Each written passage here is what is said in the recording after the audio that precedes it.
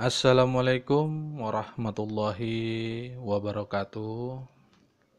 Salam sejahtera buat sahabat-sahabat Nusantara yang sangat saya cintai dan sangat saya sayangi. Adapun materi kita selanjutnya di hari ini adalah rahasia keajaiban zikir atau keajaiban zikir. Tentu sahabat-sahabat Nusantara sekalian sudah pernah berzikir, sudah pernah mendengarkan makna zikir,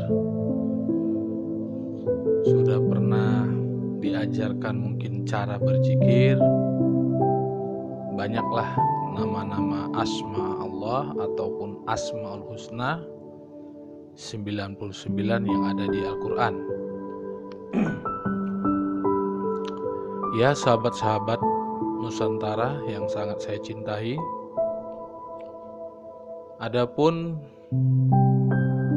penjelasan saya hari ini, penjelasannya bukanlah tentang Asmaul Husna atau salah satu nama Allah yang ada di Quran, tapi lebih cenderung kepada memahami maksud tujuan kita berzikir agar kita mengerti bagaimana berzikir dengan baik dan benar. Sahabat-sahabat Nusantara, proses zikir itu adalah bentuk satu kepatuhan, keharusan, mutlak memang membutuhkan dalam kehidupan kita sehari-hari. Jadi, apapun itu asma Allah yang sahabat-sahabat zikirkan, baik itu berupa la ilaha illallah ataupun ya hayyu ya qayyum ataupun asma-asma Allah yang lain, tentu semua memiliki makna arti yang besar karena Allah terikat dengan nama-namanya yang agung. Jadi sahabat-sahabat Nusantara, yang perlu diperhatikan di sini adalah niat kita. Niat kita dalam berzikir itu mau apa sebenarnya? Jika kita menginginkan rezeki, tentu kita menggunakan asma Allah yang bernama Ya Rojak. Atau sebaliknya, kita ingin kuat, pasti Allahu Akbar. Apapun itu, tentu bukan itu maksud dan tujuan saya. Sahabat-sahabat Nusantara yang sangat saya cintai dan saya sayangi, sebelum sahabat-sahabat memulai berzikir kepada Allah Subhanahu wa Ta'ala, sahabat-sahabat harus dulu memahami bahwa memang kita tidak bisa berupaya, tidak bisa memutuskan, tidak bisa melakukan sesuatu tanpa izin Allah Subhanahu wa Ta'ala. Ini yang perlu saudara-saudara pahami dulu. Sebelum berzikir, tentu kita melakukan yang namanya ibadah. Apa itu ibadah? Pasti sholat. Setelah kita sholat, barulah kita berzikir. Tenangkan pikiran, tenangkan batin kita. Makna dalam ketenangan ini adalah bahwasanya kita berpasrah diri kepada Allah. Ingat, sahabat-sahabat Nusantara, dalam proses berzikir, berniatlah apa yang menjadi niat-niat saudara, sahabat-sahabat sekalian. Salah satu contoh, misal kita ingin mendapatkan rezeki, kita ingin rezeki kita berlebih, kita ingin rezeki kita dicukupi. Asma Allah yang bernama Ya Rojak misal. Saat kita melafazkan daripada zikir Ya Rojak, tentu kita harus memahami makna artinya, yaitu Maha Pemberi Rezeki. Berarti selama ini usaha kita, ikhtiar kita bukanlah karena kita, tetapi karena Allah yang Maha Pemberi Rezeki. Sahabat-sahabat Nusantara yang sangat saya cintai, proses daripada penyebutan zikir ini bersamaan dengan hati, pikiran, dan perbuatan. Saat melantunkan asma Allah Ya Rojak, tidak perlu menghitung jumlah atau banyaknya daripada Ya Rojak ini. Tidak perlu, sahabat-sahabat Nusantara. Mungkin selama ini di YouTube atau dari ustadz atau dari guru-guru kita atau dari buku-buku hadis, pasti ada yang mengatakan nominal jumlah daripada yang kita bacakan. Apakah itu salah? Tidak, sahabat-sahabat Nusantara sekalian. Boleh. Tetapi makna daripada penyebutan asma Allah yang bernama Ya Rojak tidak perlu dinominalkan atau dihitung-hitung 100, 200, 300, 400, 500, bahkan mungkin sampai ribuan. Tidak perlu. Kenapa seperti itu?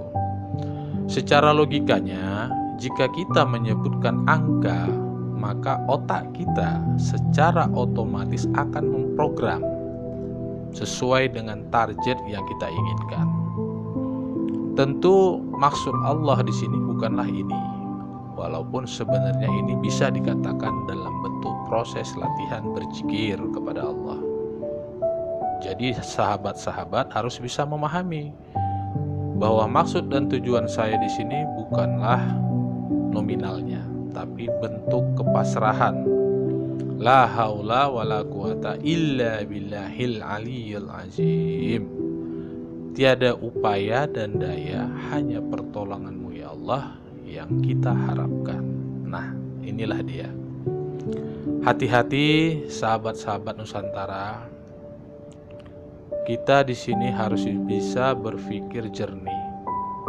Logikanya, jika kita membuat suatu teknik berjumlah, maka secara otomatis bukan kebenaran yang kita dapatkan, tapi akan itu keterpaksaan. Ini nanti akan saya bahas di sesi selanjutnya berhubungan dengan frekuensi. Jika frekuensinya itu nominal, akan larinya kemana? Jika kita berpasrah diri, maka kebenaran sejati yang kita dapatkan. Jadi ingat, sahabat-sahabat Nusantara sekalian, maksud dan tujuan saya di sini tidak menyalahkan apa yang sudah sahabat-sahabat lakukan selama ini dengan nilai nominal zikir atau teknik zikir. Apalagi pasti, mohon maaf, sahabat-sahabat Nusantara sekalian pasti pernah belajar yang namanya thorikat. Ada namanya thorikat Naqsabandi, ada namanya thorikat Sajiliyah, ada thorikat Habibiyah, ada thorikat Samaniyah, ada tarikat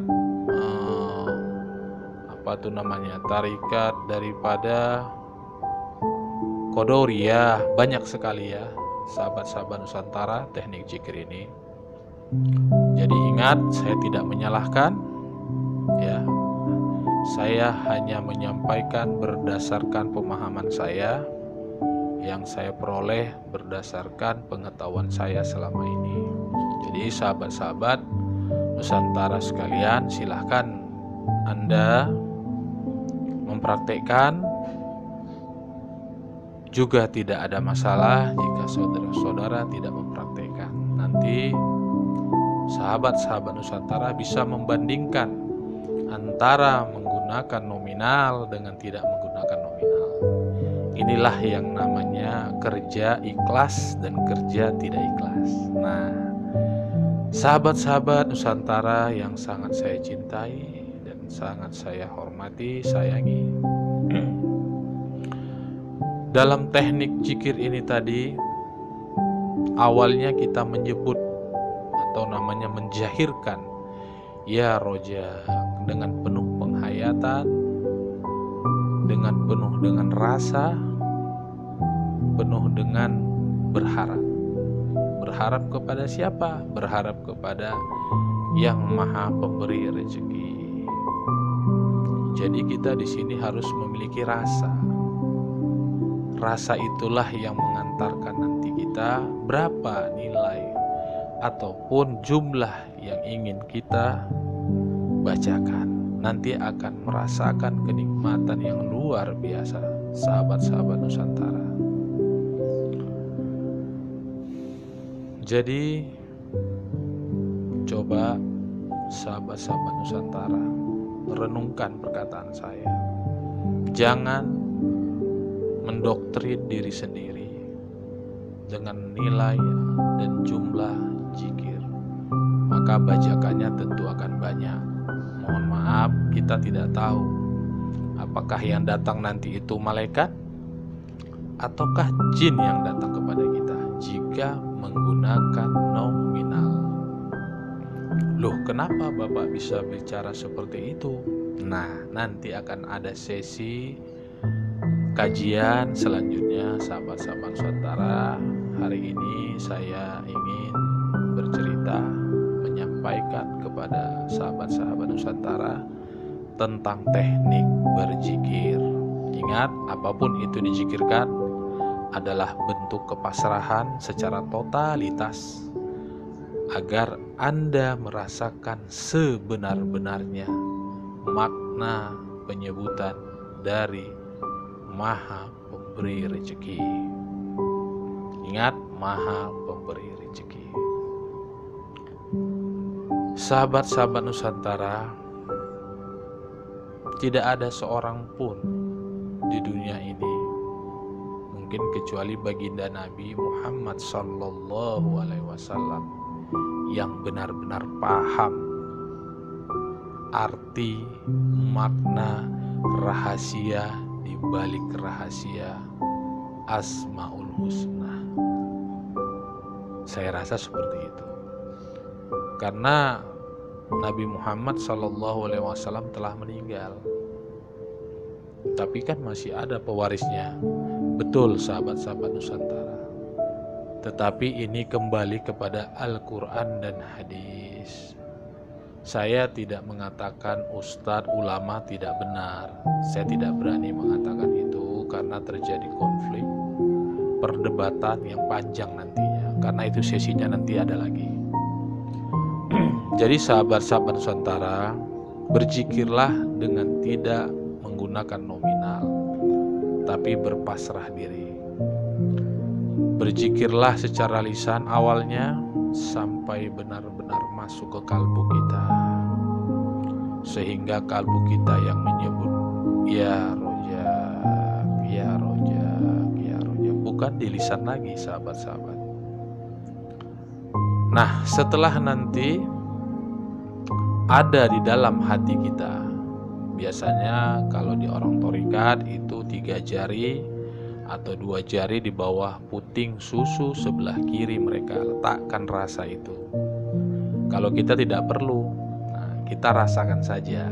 Nah, jangan diletakkan di bawah puting susu atau di kening atau di perut atau di manalah. Nah, itu tidak perlu sahabat-sahabat. Karena jika dilakukan seperti itu maka dogma atau doktrinisasi yang akan bekerja. Ingat, salah tidak sahabat-sahabat. Boleh dilakukan. Tapi ingat, bukan itu maksud dan tujuan saya. Nah, setelah masuk ke dalam rasa tersebut, nanti dia akan hilang. Saudara-saudaraku, ya rojak tadi tidak dalam penyebutan batin lagi, tetapi sudah rasa batin. Nah, rasa batin ini bagaimana, Pak? Nanti akan kita jelaskan. Nanti saudara-saudara sekalian akan merasakan sendiri dulu. Karena tahap-tahap selanjutnya kalau saya tidak menjabarkan dan tidak melakukan, saudara-saudara akan sedikit terjadi kontrol nanti antara kita. Kontra maksud saya ya. Terjadi kontra pemahaman. Apa yang saya inginkan dan saya maksudkan belum tentu saudara-saudara memahami. Nah, belum lagi saya ajarkan nanti ada namanya teknik berzikir melihat. Ini kan proses latihan awal. Jadi pejamkan saja awalnya kita berzikir menggunakan lisan. Tahap pertama, setelah itu maka hilanglah ucapan secara jahir, maka di dalam hati kita, setelah di dalam hati kita menyebutkan asma Allah tadi, maka hilanglah dalam hati kita, maka ada rasa batin, rasa di dalam rasa. Sahabat-sahabat Nusantara yang sangat saya cintai, silahkan Anda coba, silahkan Anda praktekkan, dan rasakan keajaiban asma Allah itu berbicara, merasakan dalam kehidupan Anda nanti sehari-hari. Jadi setelah terjadi nanti proses latihan itu mendapatkan rasa, maka kita lakukan dalam kehidupan kita sehari-hari. Oke, sahabat-sahabat Nusantara, apabila ada perkataan dan ucapan saya, mohon ampun kepada Allah Subhanahu wa Ta'ala. Kepada sahabat-sahabat, saya mohon maaf lahir dan batin. Wabillahi taufiq wal hidayah. Assalamualaikum warahmatullahi wabarakatuh.